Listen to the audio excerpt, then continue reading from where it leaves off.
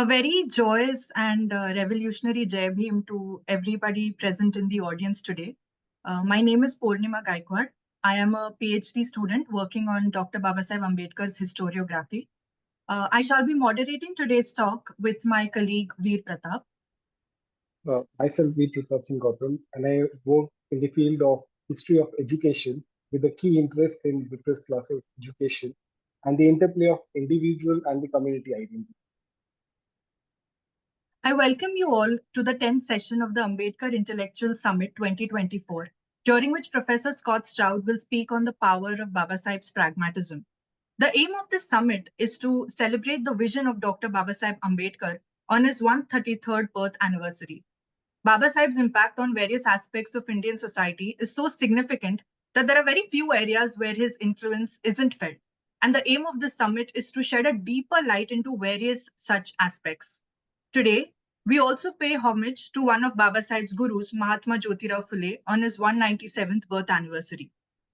Today's session will last for about 45 minutes, during which I request the participants to please keep their mics on mute. After the talk, the floor will be open for a question and answer session. You can find the live stream of the session on Facebook as well under the page Dr. B.R. Ambedkar's Caravan. I now request Veer to kindly introduce our guest speaker for today. Thank you, Purnima, for the introduction.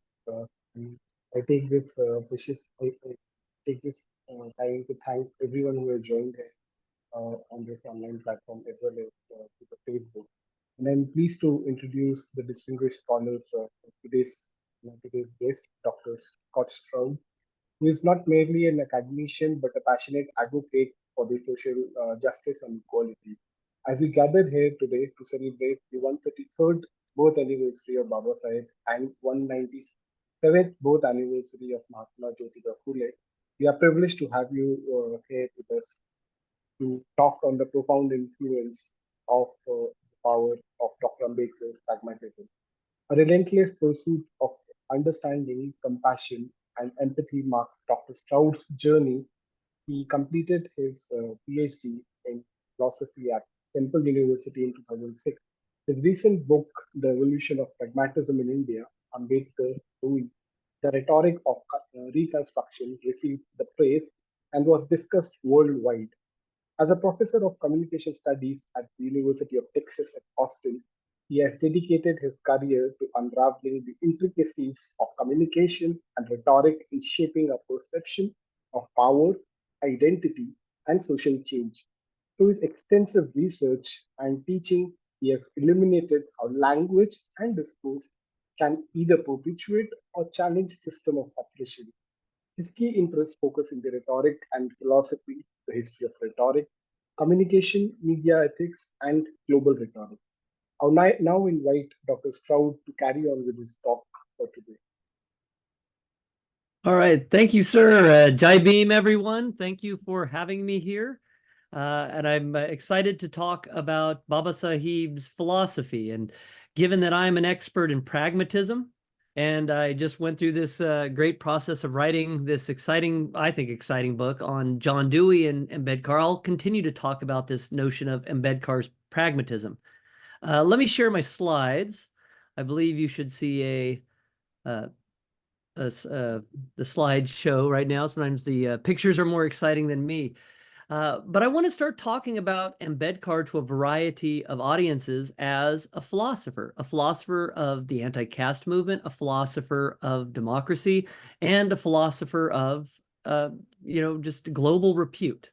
So I'm going to use the word pragmatism to talk about this. And today, hopefully, folks will learn a bit about how I focus on a certain bunch of details in Bhimrao Ambedkar's thought.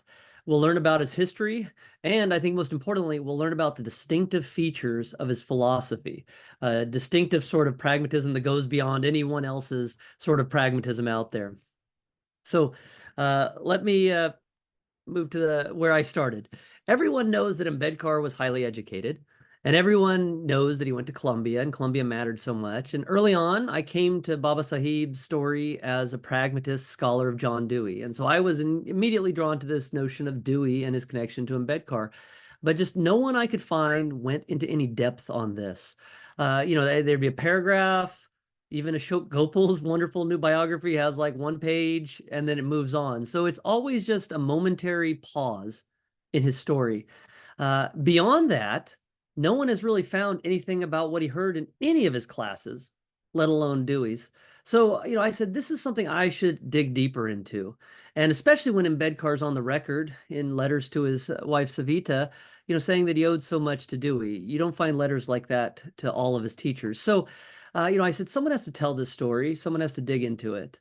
And so I started digging into this story and I started looking into these sorts of questions of his relationship to Dewey and Dewey's pragmatism, and what's distinctive about Ambedkar if people like me who are interested in pragmatism start thinking about Babasaheb as part of that global evolving tradition. And so I've been all over the US. I've been all over India. I've met some of the best friends in my life in India. I've met the living legacy of the Ambedkarite movement in various forms, and the scholars such as my friend Vijay Sarwade, or politicians, members of the Ambedkar family themselves. And it's been a wonderful journey. And so this has culminated, as the host just said, in my book, The Evolution of Pragmatism in India, which you can find in an Indian edition, and there's also an American edition. Now, in that book, I talk about some of the discoveries I found. And some of these things you will find nowhere else. So, for instance, this is something no other biography has ever noted. Jammed in the back of one of his books, by Dewey, purchased in 1914. You see where he signed it. This was the first semester when he took the first Dewey class. There's a piece of scratch paper, a scrap paper. You can tell this because he's blotting his beloved ink pens on it. And what do you see on this piece of paper? I missed it the first few times I visited and looked at this wonderful site. But, what you see him practicing his wonderful signature. You see him doodling words like manifold, a typically difficult philosophy term. And you see him doodling the name John Dewey, the person probably in front of him when he's holding this book, taking that class in the fall of 1914. So Dewey, the person, Dewey's philosophy, they were on Ambedkar's mind. They were at the tip of his pen, and he was fascinated by what they might hold for him as a resource. Another thing I found that no one else has ever noticed, East or West, is some of the recollections of the students that were most likely around the halls and in the classes with John Dewey and Bimrao Ambedkar. So, for instance, there was one student of Dewey's, Nima Adlerblum. She spent 15 or so years walking the halls, auditing and taking Dewey's classes, writing her dissertation with Dewey as a supervisor on Jewish philosophy. And so she had this long recollection of her time with Dewey. She wrote it down much later in 1966, but her time, as you can see, was 1905 to 1926, right when Ambedkar was there, 1913 to 1916. And so I read through her recollections, and some of it was about Dewey being boring. But then my heart stopped when I came to this passage. Again, no one else has ever seen this or noticed this. And she recalls a student from India who she saw daily, always with a pen and a paper. He was reading Dewey's articles. He recopied the class notes after each lecture. Whenever he read some to me, it felt as if I heard Dewey himself talking. He also showed me his attached comments, searching for a bridge between Dewey and Buddhism. Both, he said, aim at the highest morality, but Dewey's drive for a good society might be more conducive to happiness than nirvana. In the United States, he met Dewey, who gave a new turn to his life. In infusing Dewey's concept of an idealistic democracy, he may be of some help in easing the ugly, ingrained tradition of the untouchables. Now, Nima Adler-Blum and her husband, who was a student of Seligman, they lived, less than a mile from campus, right when Ambedkar was taking that class. And as I argue in my book, this has to be Ambedkar. There's no other Indian students at Columbia that are followers of Dewey, that thought highly of Dewey, and that were concerned about caste. Most of the Indian students at Columbia weren't associated with Dewey, or they were focused on Swaraj. So this is fascinating because this gives us a new picture of Babasaheb's narrative story behind his life. That early on, he was committed to Buddhism, and early on, he stumbled into Dewey's class and saw something so beautiful, so powerful in pragmatism. Not complete, not something to be taken whole, but something to be used, changed, modified, resisted in some ways. So this is why I start talking about pragmatism, because I think Dewey's philosophy was different from the other things he heard. Now, pragmatism, a lot of folks think, when I give these talks in India, they say, well, what is pragmatism? That's fine. A lot of people over here don't even know about it. But it's a tradition of philosophy, a loose collection of thinkers that include folks like Charles Peirce, William James, John Dewey, Jane Addams, W.E.B. Du Bois. So you notice how these thinkers don't all think the same thing, write the same thing, or care about the same thing. So it's an incredibly diverse tradition. Now, the challenges, and I know folks have responded to my book as saying I'm reducing Ambedkar to pragmatism or something like this. So we have to give a second of thought to the usefulness of calling Ambedkar a pragmatist. Because after all, these are just labels, and labels are only useful insofar as things they open up to us and constructive paths they give to us, or in things they close down. So when I use pragmatist, I mean it in these senses. I mean, it's someone who shares a historical tradition of influence and interaction. Dewey was reading James, even though they didn't think the same way.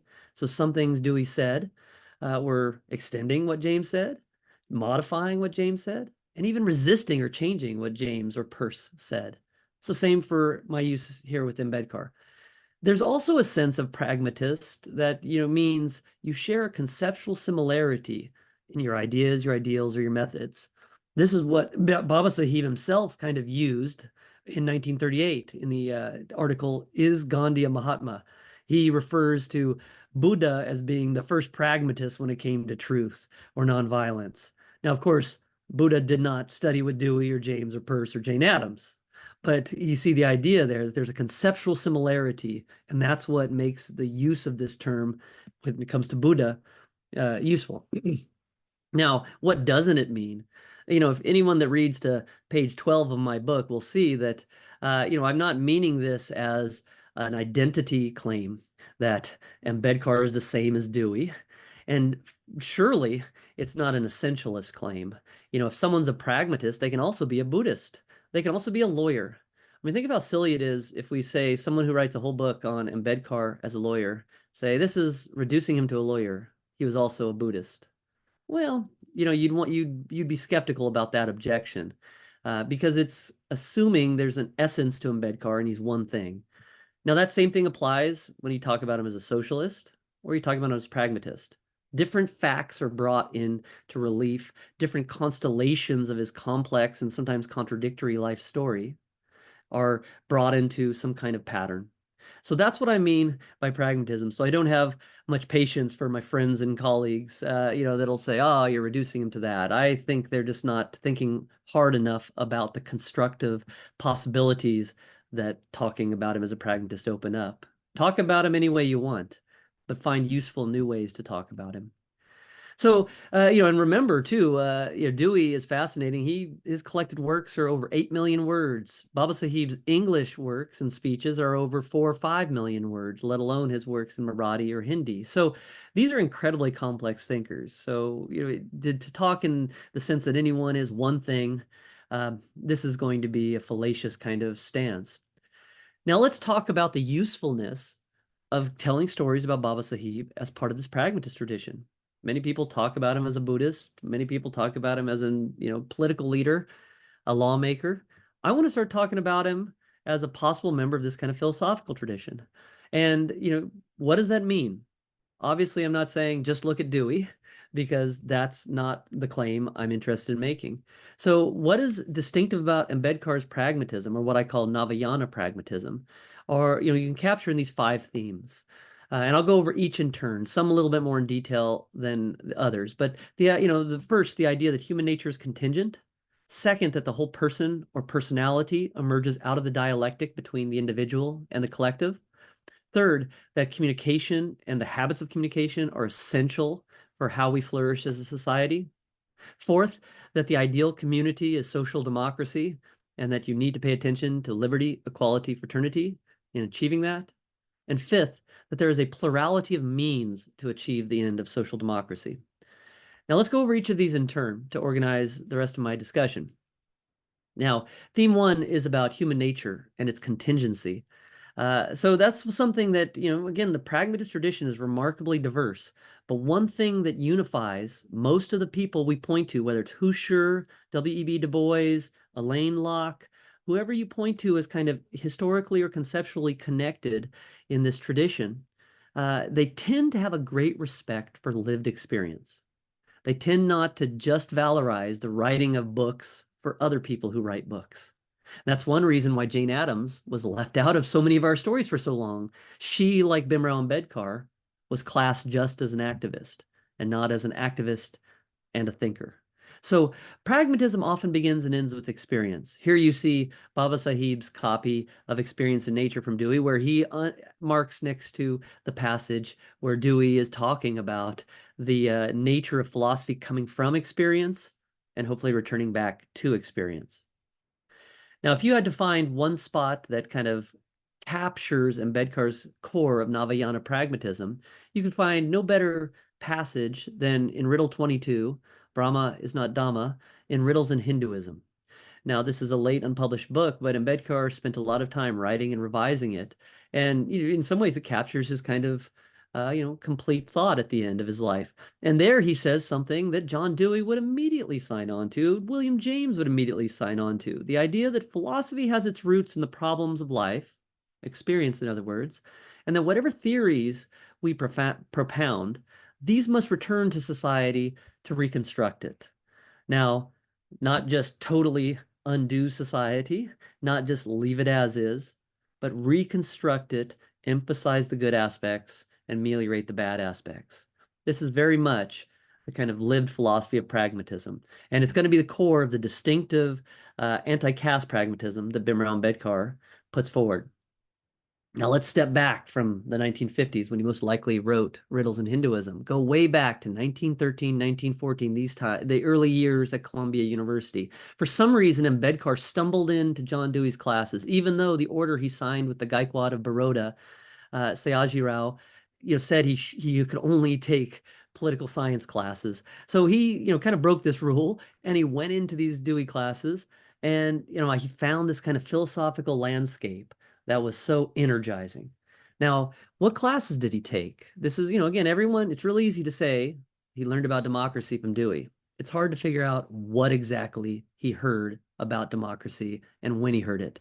So these are the 3 courses he took from Dewey. In fall of 1914, he took Philosophy 231, a class on psychology and ethics from Dewey. And the next year, he took a full year course sitting right next to Hu Shi, the Chinese pragmatist and reformer. So in many ways, the stories of pragmatism in China and India stem right from that one year where Ambedkar and Dewey and these other students were talking about moral and political philosophy.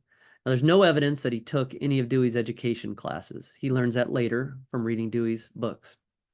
Now, in that fall 1914 one, this is the class where he's doodling Dewey's name.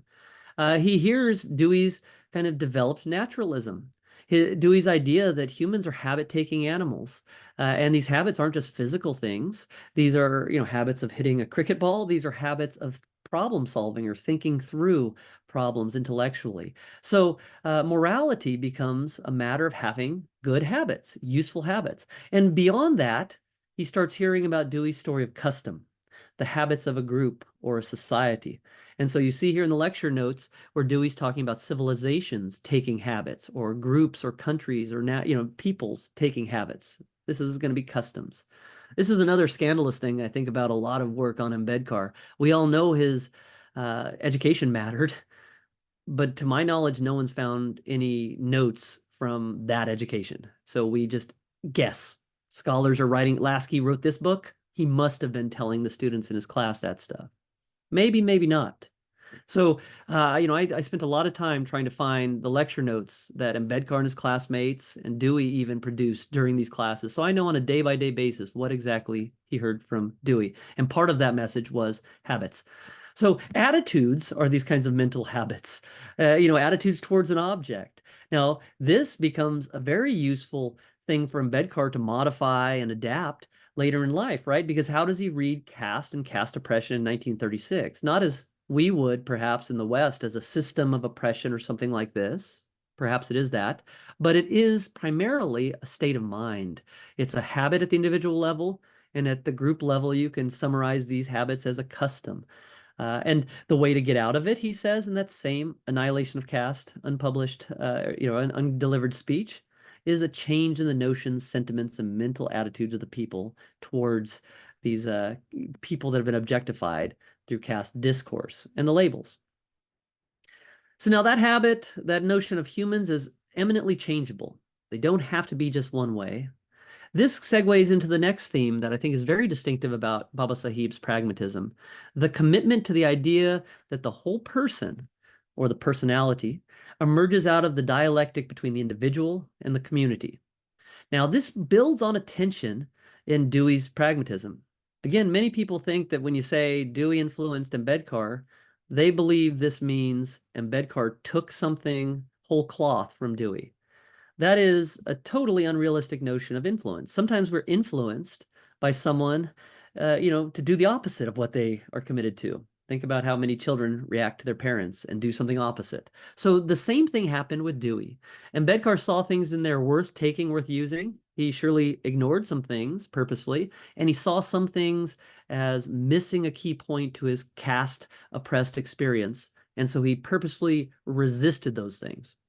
So for instance, there's a tension in Dewey. In the 1908 Ethics, Dewey talks about reflective morality, and it's an individual thing.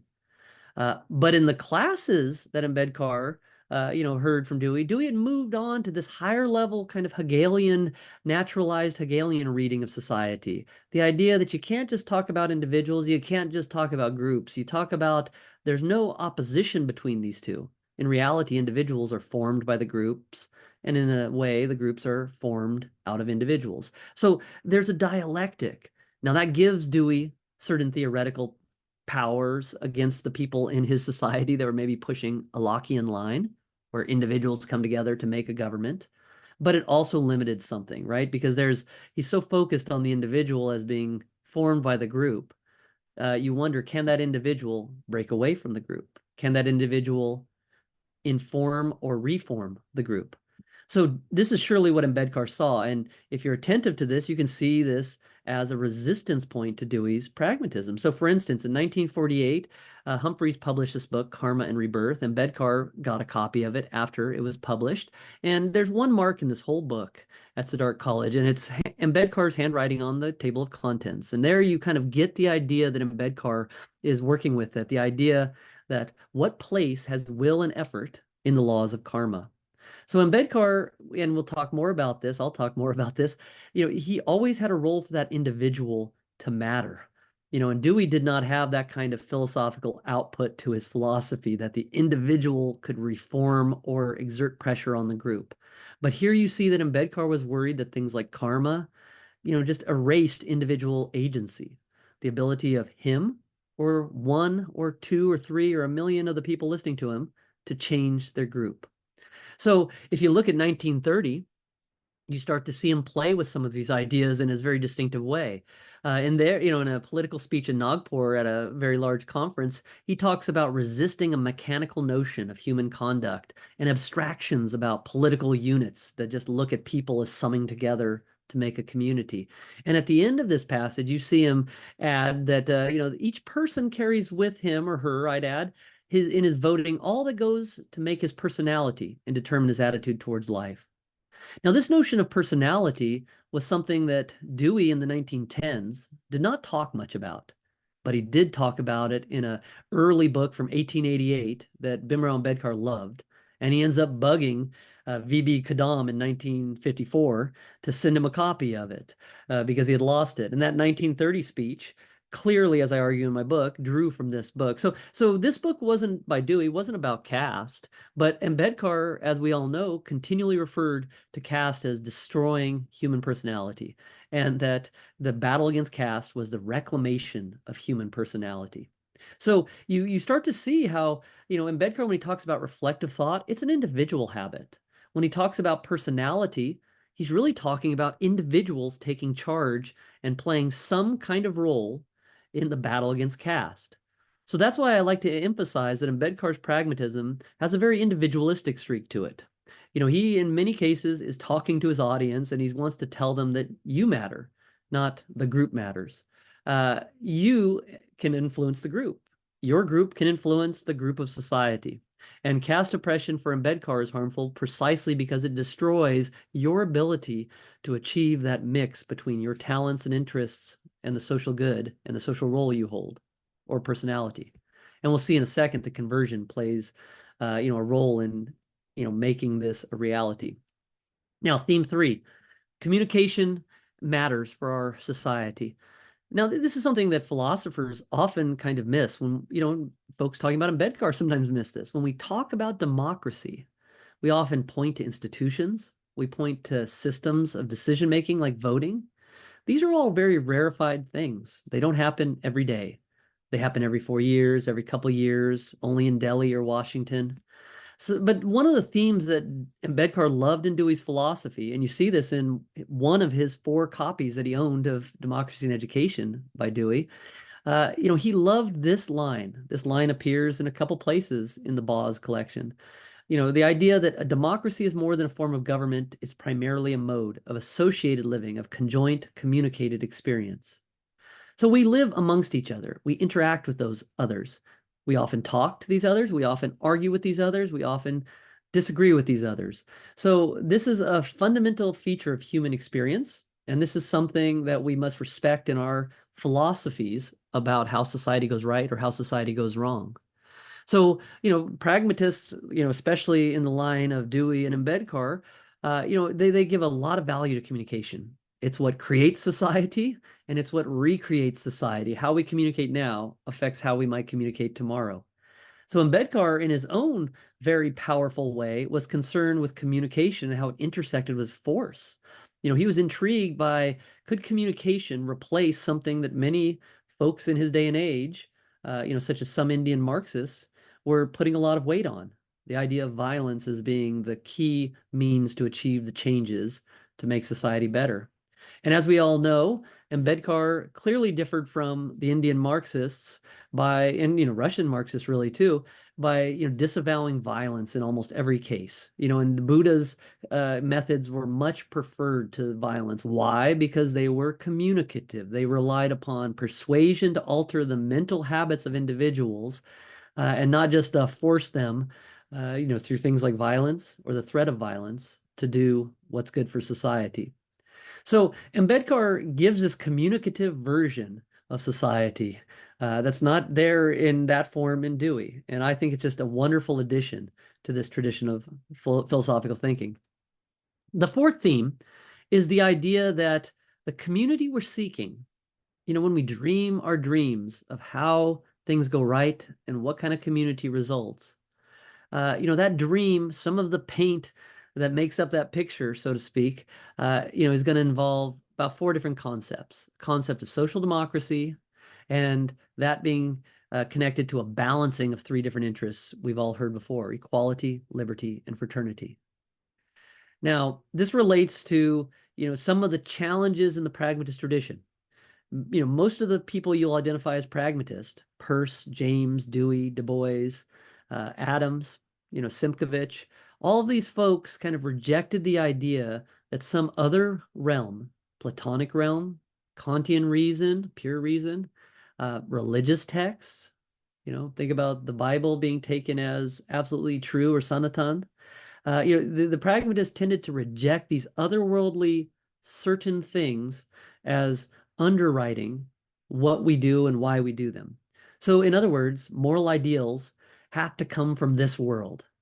Now, Dewey's enunciation of this, it was that we look in our society and we pick the desirable traits and we emphasize those, and we try to minimize the bad things we see around us. So you're not looking to pure reason or the realm of God to find your ideals. Now, this was a problem for Ambedkar, right? Because, Ambedkar's reading, for right or wrong, was that, the Sanskrit tradition, which incredibly influenced, his lived experience, didn't have any kinds of resources for self-correction. So Ambedkar was seeking something from outside of this tradition to critique that tradition with. So in many ways, this is one of those points where Dewey's philosophy failed him. So Ambedkar instead, comes up with this creative solution. And you see this whenever he talks about social democracy, social democracy as a habit, as a way of life. You see him almost always quickly reduce to these kinds of values as touchstones to evaluate what habits we want to encourage. So, here's from a very famous 1949 speech where he quickly connects social democracy to the values of liberty, equality, and fraternity as principles of life. And he says they're not separate, they're not reducible to one or the other, they need to be kind of in balance. Now, you've also seen these in the preamble to the Constitution of India, which Ambedkar took a very heavy hand in drafting. So these are not Sanskrit values. These are values that come from the French Revolution. They're values that John Dewey talked about. Again, maybe he heard these earlier than March 1916, but I know for a fact that John Dewey and his class discussed these three values. These did not matter much for Dewey. Dewey's philosophy does not talk much about these values. Oftentimes, the only value Dewey's pragmatism gives us as the moral touchstone is growth. Keep growing in our habits, keep growing as a society. Someone like Ambedkar, that would never work. You needed a basis for radical critique, okay, a radical reform of our habits, our customs, our institutions. So for Ambedkar, right, the values of liberty, equality, and fraternity become what I call semi-transcendent values. They have no eternal nature to them. There's no warrant that says these things are given from the mind of God, or they're eternally sounded words that we cannot dispute. They don't come from pure reason, like Kant might say. But instead, I think Ambedkar is committed to the idea that you can take these to any society, whether it's in India, whether it's in the US, whether it's back to France, and you could make that society better by looking for the balance between these three things, because they each get at some kind of aspect to human experience. So for instance, if all you look at is freedom, you might have a bunch of people doing things that annoy each other or hurt each other. Fraternity might be sacrificed. So I think he's getting at a very profound point here, that these things are useful concepts.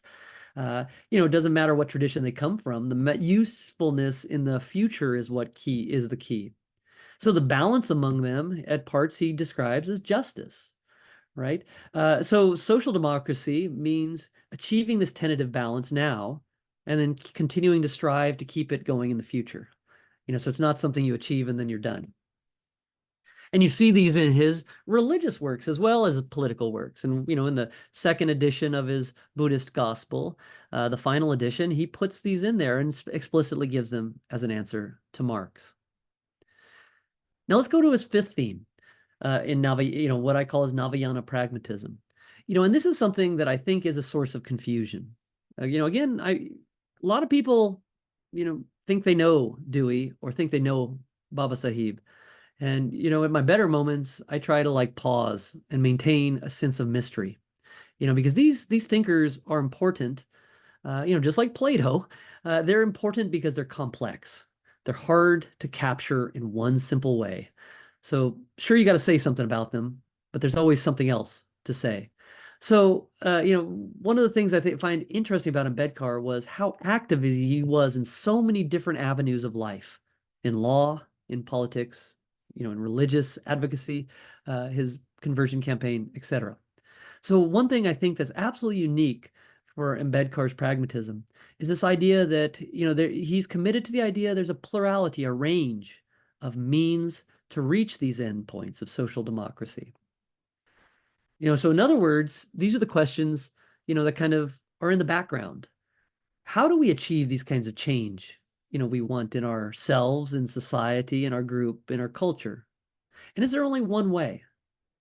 Now, probably most of us would, admit if we were asked this, there's probably not just going to be one way to do this.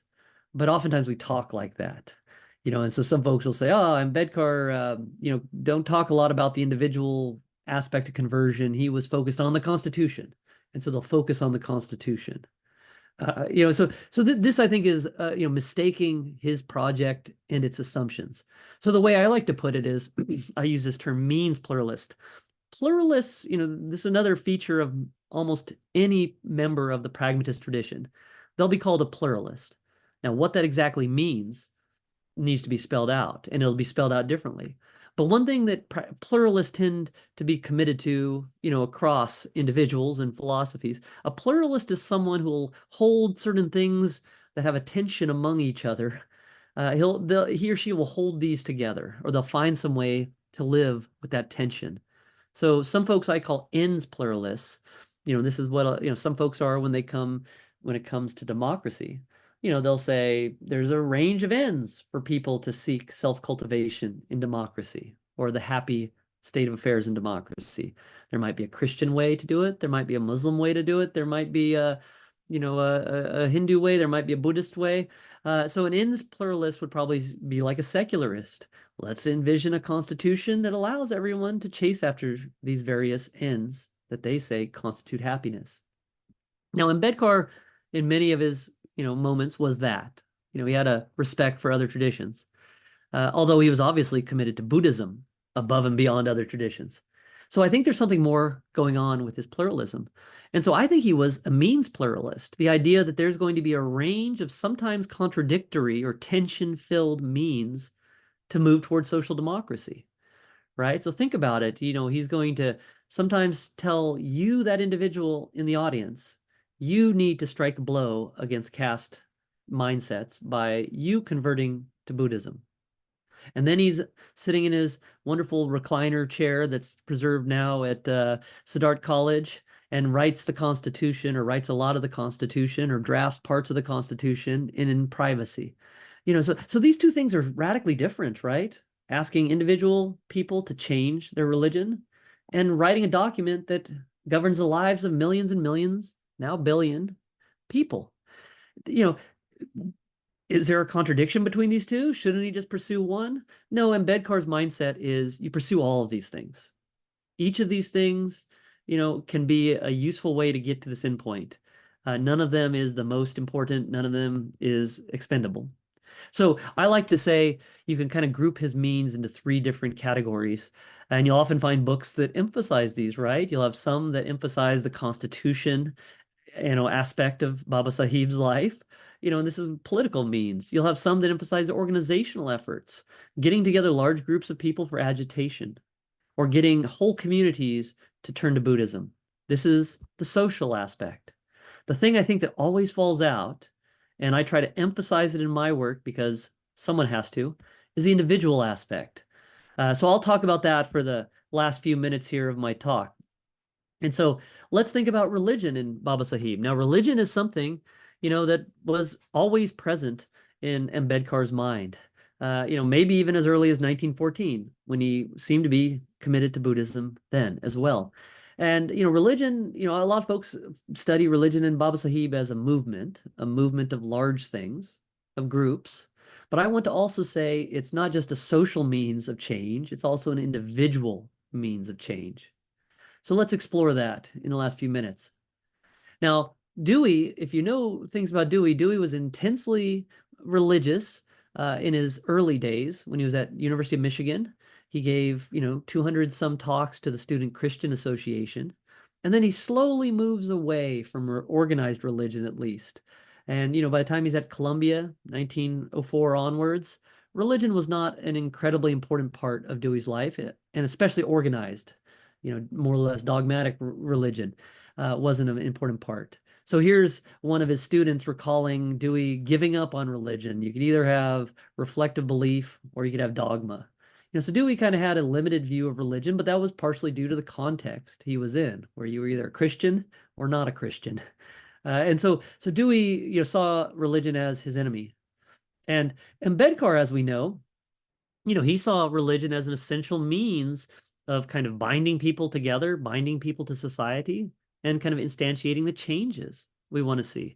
So, we all know that Ambedkar started overtly advocating for his and others' conversion to Buddhism by about 1949 or 1950, even though he was friendly towards Buddhism before that, of course. And, from that Adlerblum recollection I've dredged up from the Dewey archives, it seems like he's also committed to merging Dewey's kind of sense of democracy as a way of life with Buddhism from 1914 onwards. And you start to see Ambedkar write more about Buddhism and kind of work through what he sees as, potential of Buddhism and what he sees as missing in Buddhism, that he wants to supplement with his kind of intelligence. And in a 1956 article, you see him talking about Buddhism declining in India because of 3 reasons. And fascinating from my point of view, two of these reasons seem to be the same. It lacked certain kind of guiding principles in it.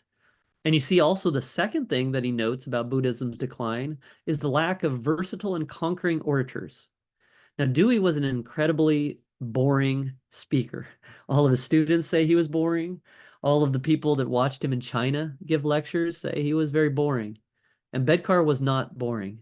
Ambedkar could command a room. Ambedkar could command a conference of 30,000, Dalits in the audience. He could command people in Delhi who were, not from his caste. So he was a great communicator. So in many ways, what he sees as lacking from Buddhism, he has correlated that with things that he believes he can bring to Buddhism.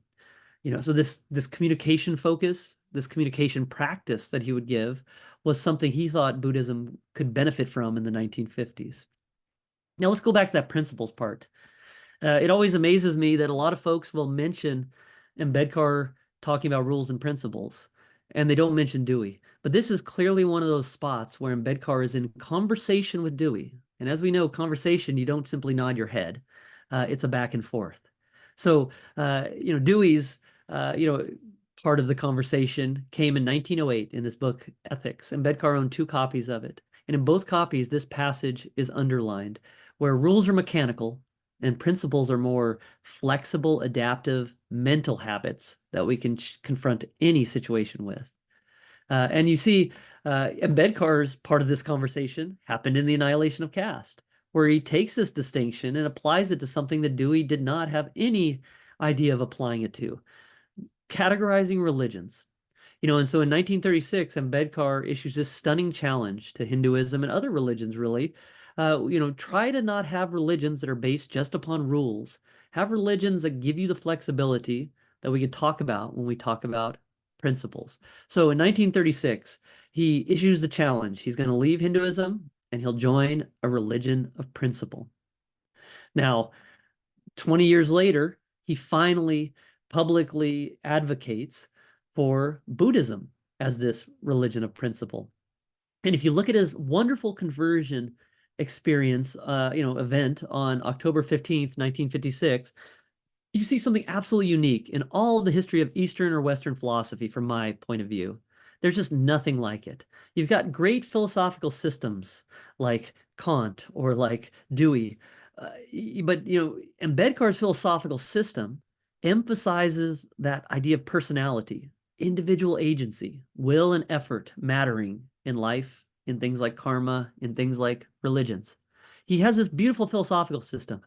And the conversion ritual, the Diksha ritual he creates for October 1956 is an instance of that self-reconstruction. So why I call it so unique is you just don't see this convergence between a philosophical system dreamt up by a philosopher and the life of a philosopher and the way that pattern can be replicated in other members that want to convert to that philosophy.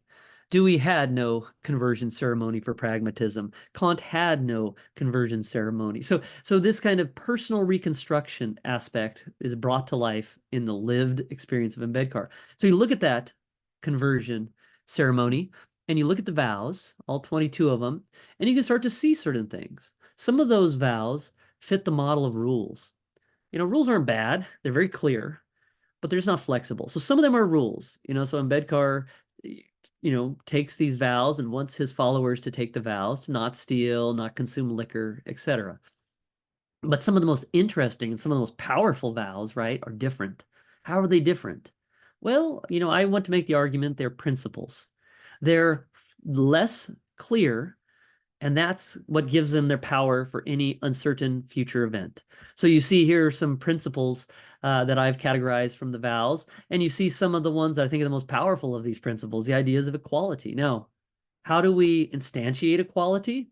This is difficult. We need to communicate more about that. Babasaheb doesn't have the answers. It's not like, God is telling us exactly how to be equal. So this is the nature of Ambedkar's Navayana pragmatism. The idea, it gives us guides, it reconstructs some of these habits, but it leaves us with the charge to confront an ever-changing world. So the idea of conversion is fascinating because it's a group thing. but it's also an individual action that indicates one person, that person that's hearing him in the audience, that person who's taking the vows, is taking charge of their life and trying to reconstruct their self. And in many ways, that's a lesson of Foullée, Perriard, and Ambedkar, that you cannot demand respect from others unless you respect yourself. And caste is so pernicious because it, puts in your mind a concept of your essence that's so degrading, and that other people act on because you're kind of acting on it too. So conversion was a way to reconstruct that self-conception as a necessary step to demand, let's say, political protections. So, again, I'm just dumbfounded by the people that say, oh, he wasn't a pragmatist, he was a Buddhist. Well, in my mind, these two things are overlapping. His Buddhism was very pragmatic and his pragmatism was very Buddhist. He doesn't just do what every other Buddhist has done. He reconstructs Buddhism, and that notion of reconstruction is integrally tied to these enduring themes of experience, habits, social democracy, and not having answers in some otherworldly realm. So in some ways, I end where my next book will pick up. The most important and powerful part of Ambedkar is in the 1950s, where he finds what he's always been seeking and enunciates it in Buddhism as kind of a democratic way to reconstruct the self. But I thank you for your attention, and I thank the hosts of this meeting for allowing me to ramble on about a philosopher in the pragmatist tradition I think more people in the West ought to know about, Babasaheb. Jai Bhim. Jai Bhim, and thank you, Professor Stroud. It is always a delight to read your works and hear you talk about it, because it gives you an insight into the kind of novel methodologies that you have used, to connect so many doubts that were earlier shrouded in mystery in concern to the historical engagement that Babasaheb had with Dewey, and also the pragmatist philosophical tradition.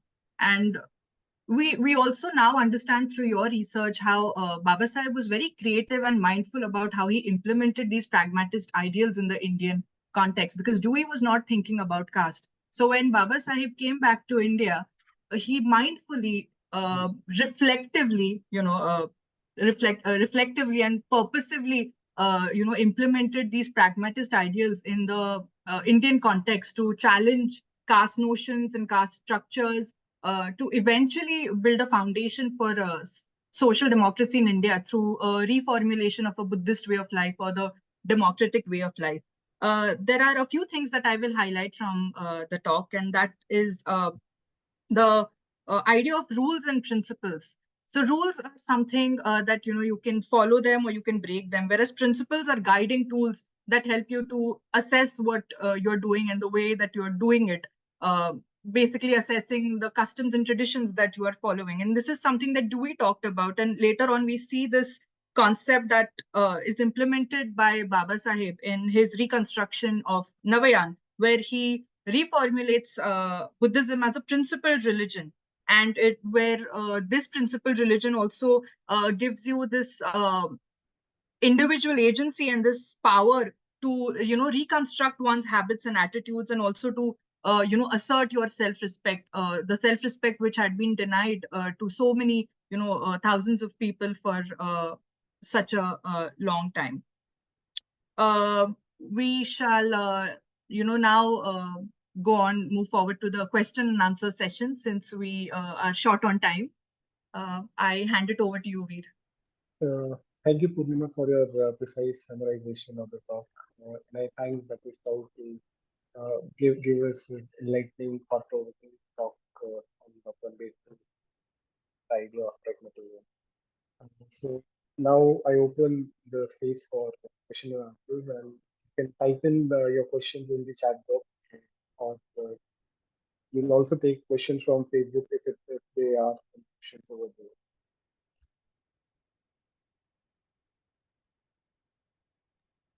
Like, you can raise your hand and you can be unmuted. So I guess there is one question by Varsha. Varsha, you can directly say, or should I read? Hello. Yeah. Am I audible? Yes, you're audible. Thank you so much. Thank you so much, Professor. This was such a fascinating talk. My question is a few factual. I don't want to say corrections, but there are speeches of Babasaheb Ambedkar that haven't been translated yet. So where you mention about violence and or armed struggle, so there are these references, and also a huge corpus that lies, which is untranslated and also not accessible to the general public. So I would again, like you're saying that there are many interpretations of Babasaheb. So I think that's where I agree. So that's just a comment on the dark archive or the hidden archive that we do not have access to. So that's just the point that I wanted to raise. Thank you. Yeah, thank you. And that's, I hope people keep translating his Marathi speeches. I've been fortunate to have a friend, Sandeep Badole, who's been translating some of these things that, I can't understand. And yeah, so when you see him writing in Janata against Gandhiji, he uses these same, kind of the principal rule distinction about violence. And so, yeah, it's interesting as a rhetorical scholar, when Ambedkar, changes his message. Sometimes it's dependent upon his audience, but even when he's writing to Dalits who are reading his Janata magazine, he kind of still pushes this point that some things give us flexibility and some things commit us just to violence or commit us just to non-violence in the Gandhi way, and it's not useful. So yeah, he's a fascinating thinker, and we need to learn more about this. Thank you. We have Rajendra Kashyap who has raised his hand. You can unmute. Good evening, Professor. Sir. Professor John Dewey, in his book Democracy and Democratic Life, in the final pages of those book, exactly he defines the democracy. And the same principle Babasaheb Ambedkar has actually taken from Dewey, Dr. John Dewey, when he says, Professor John Dewey, when he says that democracy is neither a political concept, nor social concept, nor economic concept, nor amalgamation of all these concepts. He further says that it is a utopian idealism which believes in the principle that a human being living in a particular society which has resolved to govern itself through democracy, to provide those opportunity to that individual to excel to whatever highest level he desires, only providing enabling environment to that individual actually is a democratic ethos. And society in democracy needs to be built on those lines.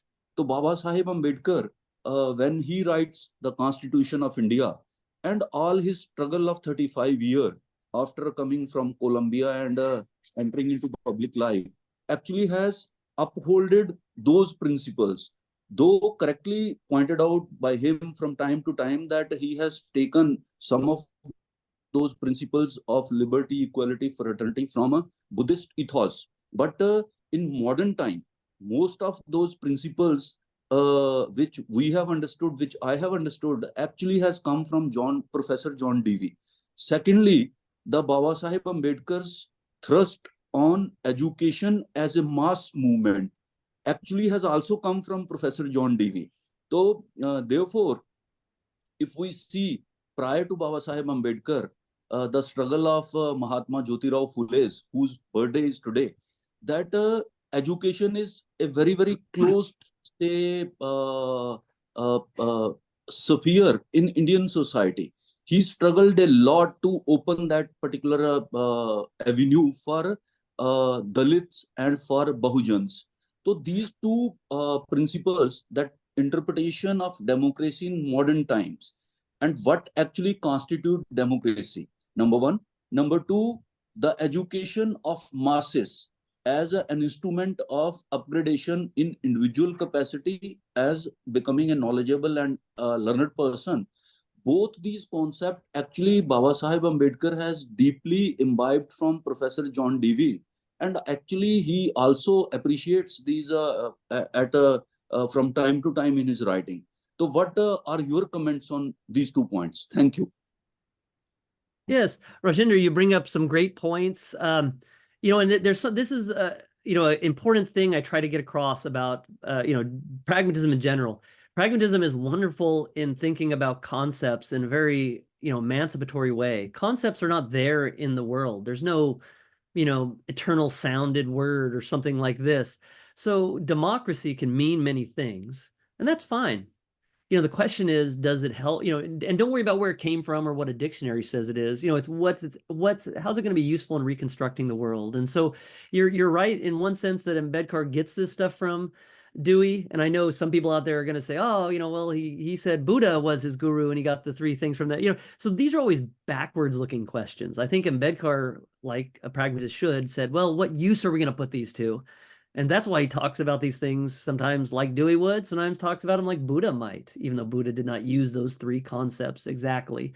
So this is fascinating. The idea is, how can we use this term to make something true?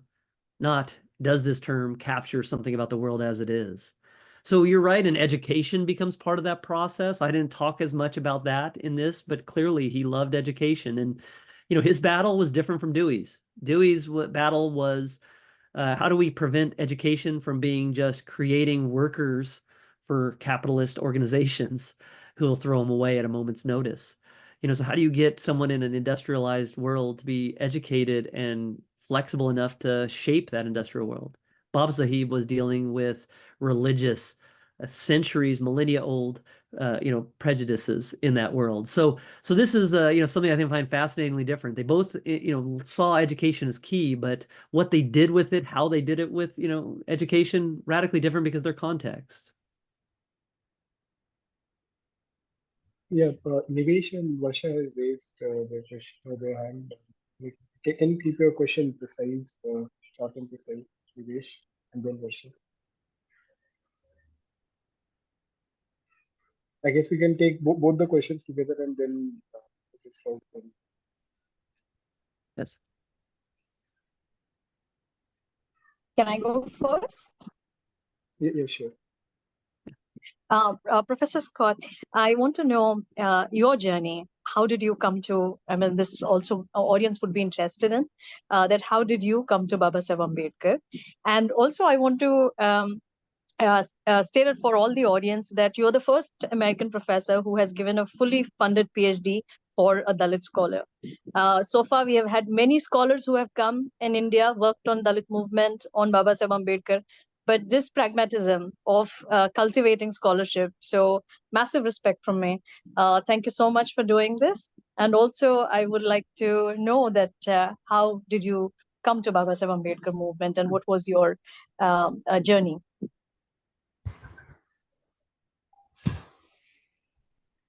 Well, I'll quickly answer that, although, I could ramble on about myself for a long time. But I had always had a respect for Indian thought. So you find old writings of mine on Shankara, Vedanta, various Gita, like the Devi Gita, Ashtavakra Gita, the Bhagavad Gita, of course. And so I discovered Ambedkar in 2014 when I was, fully ensconced in Dewey scholarship. And it just blew my mind, because here was something that all these pragmatists had missed. You'll have Marxist views of pragmatism and revolution and this kind of stuff, but here comes Ambedkar, and, he takes religion, he takes socialism, he takes Marxism, and he puts us all in kind of this new discourse. So, I said, I know I've studied with the Jains, I've read these texts, I've read a bit of Buddhism, I read a lot of Dewey. I can maybe help some folks here, or at least unearth something new. So yeah, I decided to really focus on the meeting point between Dewey and Babasaheb. And so yeah, this has been fascinating. I've been, in my own field of communication or rhetoric, I've tried to get Cast and, Ambedkar more ensconced. If anyone in the West knows an Indian thinker, it's often just Gandhi. So this is a shame. Ambedkar should be there. So, and I've been lucky to attract some students from India, and so as we talk more about Ambedkar in new ways, like including rhetoric, hopefully we'll get more scholars, especially with a Bahojan background, and they'll have wonderful things to say. We have. Yes, sir. Hello. Hello, sir. Yes. Hello. Hello, Professor Scott. Hello. Am I audible? Yes. Yes, thank you very much, sir, for your insightful talk. Sir, my question is something different. How do you justify pragmatism is going to sustain in this digital era? Because I'm particular about this about India, sir. Because in India, you will find so many caste groups on the social media, so many religious groups, and how you think that? Yeah, I mean that's an exciting question, right? So I mean there's a sense where we do history when we talk about Ambedkar and Dewey's relationship in the classroom, but there's this whole other side to the story of pragmatism in India, which is what usefulness can we derive from talking about education in democracy and education in the Indian context, or moral philosophy from a pragmatist point of view in this wild world of the digital realm. So, I don't have any answers to you, but one thing I think that keeps me, I teach classes at University of Texas at Austin on communication ethics and digital ethics, and they unfortunately don't have much Babasaheb in them yet, but I have a lot of pragmatism in them. And why? Because too many people, when they talk about ethics, they want the right answer. And if you got in one thing from me today, if you get one thing from Babasaheb, if you get one thing from Buddha, is that all is impermanence, yet we have to strive on with diligence. So, this idea that the world of ethics doesn't have many set answers. Free speech on Twitter. This is a tough decision because we have to weigh group happiness versus individual liberty to speak. So this is one exciting thing I think I want to learn more about from Indian scholars. And, I'll try to contribute in my own way, which is how can we make those kinds of balances between liberty and equality, let's say, or between happiness and other things. So pragmatist ethics gives us a way to make those balances, I think, or think about them. Okay, exactly. Thank Thank you you. very much, sir. Unfortunately, like we are running out of time, and have to leave immediately after the talk. So we have to cut short the subsequent questions that are in the chat box. So I'll just take some final comments from Dr. Stroud after the question and answer, and will there be some final comments you want to say? For me? Yes. Oh, sorry, sir. Yeah, I was just going to type in the chat that some of my popular, or, more not scholarly, not boring blog posts are now at navayanapragmatism.org. So if you are interested in my ramblings, you can read some more there. But I thank everyone for their attention. And, each of us has a part to play in Babasaheb's story, and we shouldn't all say the same thing others say. So let's all find different ways to push that caravan forward. Thank you for your attention, everyone. Jai Bhim. Thank you, Dr. Stroud. I invite Purnima to present. Jai Bhim, Professor. Thank you, Jai Bhim. Veer. Jai I would Bhim. like to take this opportunity to thank Professor Stroud and also to thank the attending participants for their cooperation. Your active participation and discussion made the event quite lively and also helped us to understand certain aspects of the topic in depth. I would also like to thank Mangesh sir, Swapnil sir, Yogesh sir, and the rest of the team that are working so hard behind the scenes to ensure that the Ambedkar Intellectual Summit is a huge success. Thank you and Jai Bhim. Over to you, Veer. So, I extend a warm invitation for the next session, that is tomorrow. That is being given by Ravi Guru, and it dwells on Dr. Ambedkar's conception of slavery. So, I hope you don't miss your chance to enrich the understanding of Dr. Ambedkar's philosophy and its relevance in the contemporary context, and with the understanding of slavery. So, we look forward for your presence, active participation for the tomorrow's. Join us tomorrow for the talk. See you there. Jai Bhim, everyone.